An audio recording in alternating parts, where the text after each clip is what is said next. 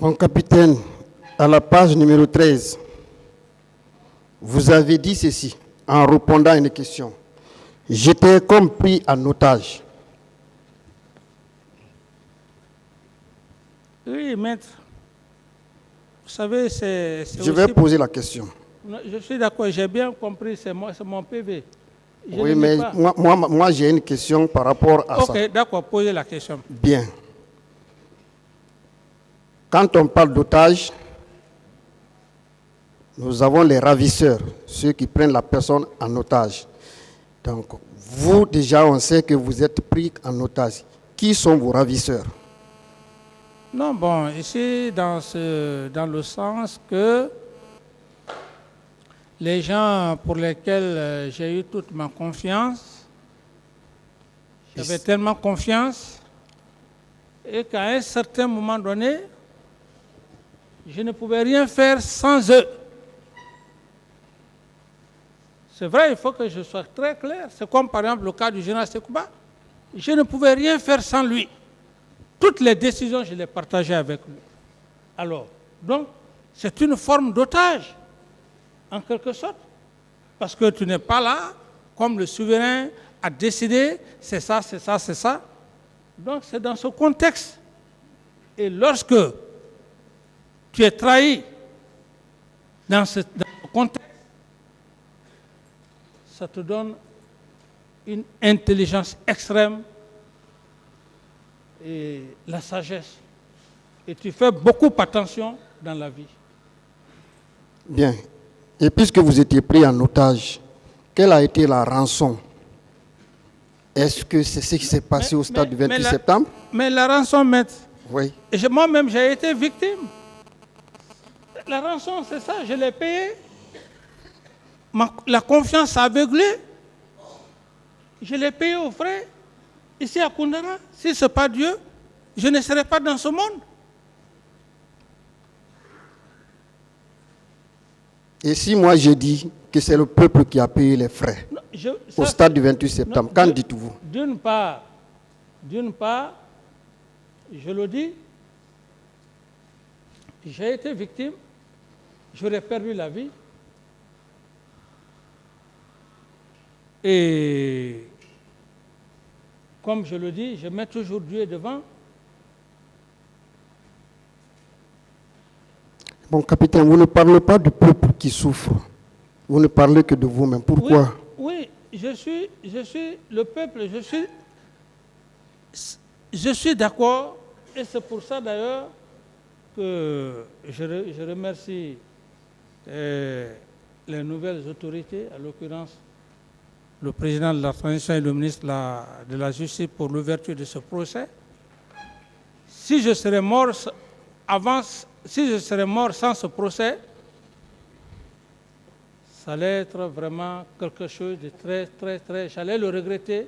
Peut-être je serais à l'au-delà, j'allais le regretter. Mais le fait que je sois là, j'avais toujours jugé nécessaire que les faits soient mis devant le peuple. Et nous sommes là aujourd'hui. Tout le peuple est en train de nous suivre à travers, comment dirais-je, l'auguste tribunal. Je ne nie pas que le peuple ne souffre pas. Le peuple souffre, surtout les événements du 28 septembre.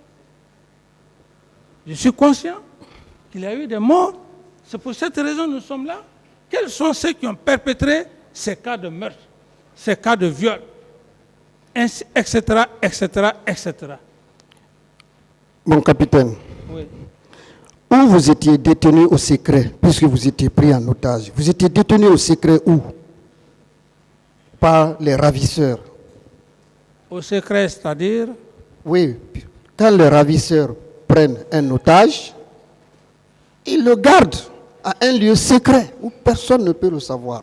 Vous étiez vraiment l'otage, vous étiez détenu où? Au secret. Au point que vous ne pouviez plus parler, vous ne pouviez même plus dire un mot. Où? Par rapport à quoi, maître? À votre prise tout à l'heure, vous étiez pris en otage. Oui, mais si je le dis, maître, si je le dis que c'est bon, ça, si vous revenez sur ça, je vous ai répondu, si vous voulez, prenez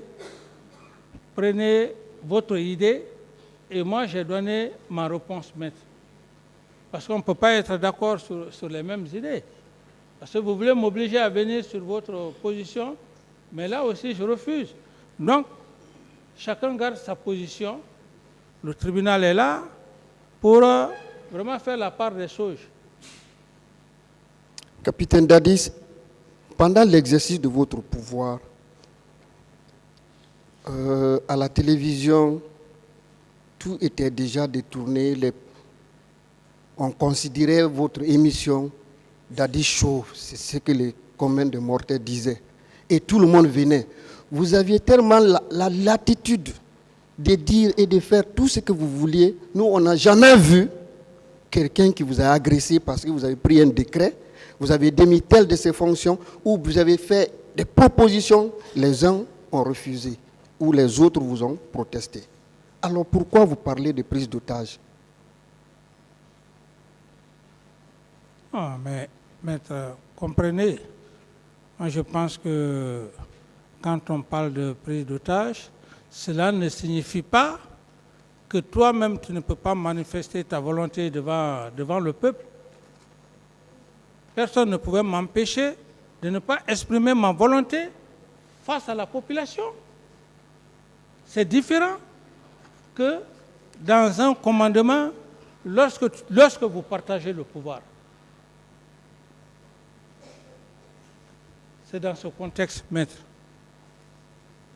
Bien. Nous sommes à la page 14 de votre PV. Vous répondez quelque part, personne ne m'a recommandé la nomination de Toumba. Sur quels critères donc vous êtes fondé pour le nommer aide de camp, alors qu'un aide de camp est un subordonné à un ministre, notamment le ministre de la Sécurité présidentielle. Mais tel n'était pas le cas. L'insubordination était criarde, c'était devant tout le monde, vous-même vous le confirmez. Alors sur quels critères vous êtes fondé pour nommer Aboubacar Toumba comme aide de camp auprès de vous? Ok, maître, par rapport à ça, oui, je veux juste vous dire que nous sommes des êtres humains. Tous tant que nous sommes. Au même moment, vous portez confiance à une personne, vous ne saviez pas quand, à quel moment la personne va vous trahir. Je ne suis pas le seul, même vous en faites partie, parce que l'être humain que nous sommes, personne ne sait ce qui peut arriver demain. Donc c'est la réponse par rapport à votre question. Bien.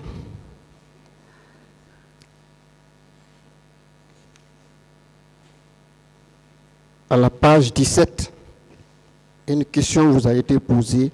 Pourquoi vous aimez citer Machiavel? Mon capitaine, vous avez répondu. Oui, une belle réponse. Oui, laissez-moi lire votre réponse. Je me suis intéressé à Nicolas Machiavel depuis l'université. Il parle du développement économique, l'acquisition du pouvoir, la ruse des hommes. La ruse des hommes.